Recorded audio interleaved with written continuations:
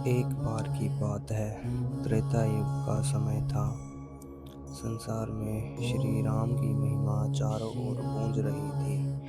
उनके परम भक्त हनुमान जी सदैव राम नाम में लीन रहते थे और प्रभु सेवा को ही अपना जीवन मानते थे। उनकी भक्ति और शक्ति की चर्चा तीनों लोकों में होती थी। देवता भी उनका सम्मान करते थे और दानव भी उनके नाम से कांपते थे। उसकी उसी समय नवग्रहों में न्याय के देवता शनि देव भी अपने प्रभाव के लिए प्रसिद्ध थे। उनकी दृष्टि से राजा भी निर्धन बन सकता था और निर्धन भी राजा बन सकता था। एक दिन शनि देव के मन में विचार आया कि संसार में सभी मेरे प्रभाव से भयभीत रहते हैं, लेकिन हनुमान नाम का यह वानर मेरी शक्ति से निर्भय क्यों है। यह सोचकर शनिदेव ने उनकी परीक्षा लेने का निश्चय किया और सीधे वहां पहुंच गए जहां हनुमान जी बैठकर श्री राम का ध्यान कर रहे थे। उस समय समुद्र तट पर शांत वातावरण था। हनुमान जी की आंखें बंद थी और उनके मुख से निरंतर राम नाम का जाप निकल रहा था। तभी शनिदेव वहां पहुंचे और ऊंचे स्वर में बोले, हनुमान, मैं शनिदेव हूँ और आज तुम्हारे ऊपर अपनी दृष्टि डालने आया हूँ। मेरी साढ़े साथी से कोई नहीं बच सकता।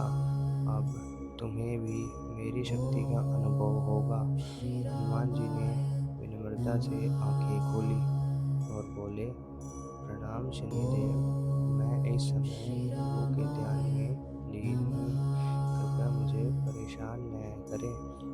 लेकिन शनिदेव अपने अभिमान में डूबे हुए थे। उन्होंने कहा, मेरे प्रभाव से देवता भी नहीं बचते, फिर तुम कैसे बच सकते हो। हनुमान जी ने शांत स्वर में कहा, यदि यही आपकी इच्छा है तो जो उचित लगे करें, लेकिन मेरे ध्यान में बाधा मत डालिए। शनिदेव ने फिर चुनौती दी और बार बार अपनी शक्ति का बखान करने लगे।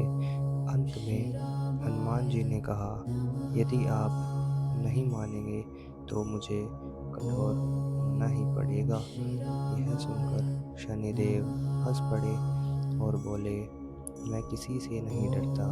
तब हनुमान जी ने अपनी विशाल पूंछ फैलाई और पलक झपकते ही शनिदेव को उसमें लपेट लिया। शनिदेव कुछ समझ पाते उससे पहले ही पूरी तरह बंध चुके थे। इसके बाद हनुमान जी राम नाम जपते हुए पर्वतों और चट्टानों के बीच से गुजरने लगे।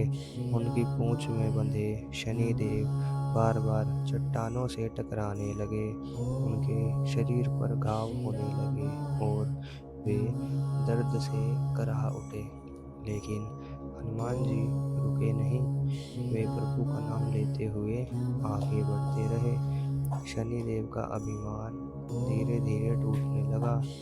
उन्हें समझ आ गया कि भक्ति की शक्ति के सामने उनका प्रभाव भी सीमित है। अंत में दर्द से व्याकुल होकर शनिदेव बोले, हे हनुमान, मुझे क्षमा कर दीजिए।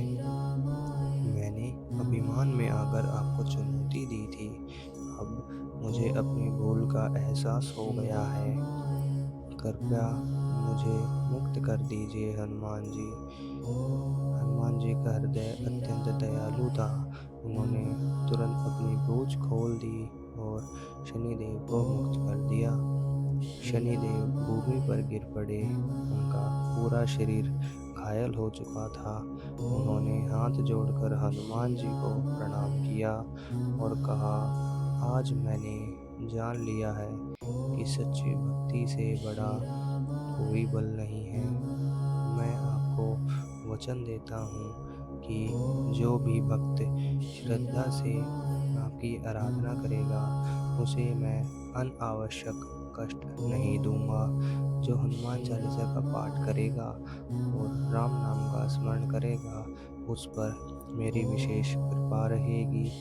यह सुनकर हनुमान जी मुस्कुराए और बोले, शनिदेव, आपका कार्य न्याय करना है, इसलिए अपने कर्तव्य का पालन करते रहिए।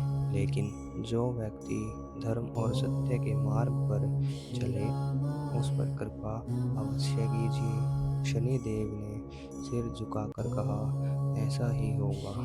तभी से यह मान्यता प्रचलित हुई कि हनुमान जी की भक्ति करने वालों पर शनिदेव विशेष कृपा बरसाते हैं। कहा जाता है कि उस समय शनिदेव के घावों पर तेल लगाया गया था, जिससे उन्हें राहत मिली। तभी से शनिदेव को तेल अर्पित करने की परंपरा भी शुरू हुई।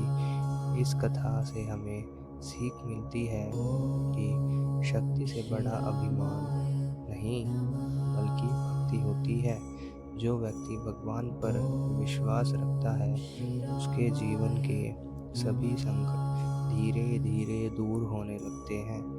इसलिए आज भी लाखों भक्त हनुमान जी का स्मरण करते हैं और कहते हैं, संकट कटे मिटे सब पीरा, जो सुमिरै हनुमत बलबीरा। जय श्री राम, जय बजरंगबली, जय शनिदेव महाराज। अगर आपको ऐसी और ज़्यादा वीडियो चाहिए तो हमारे चैनल को सब्सक्राइब कीजिए, वीडियो को लाइक कीजिए और कमेंट में ज़रूर लिखिएगा, जय श्री राम, जय शनिदेव महाराज, जय बजरंगबली।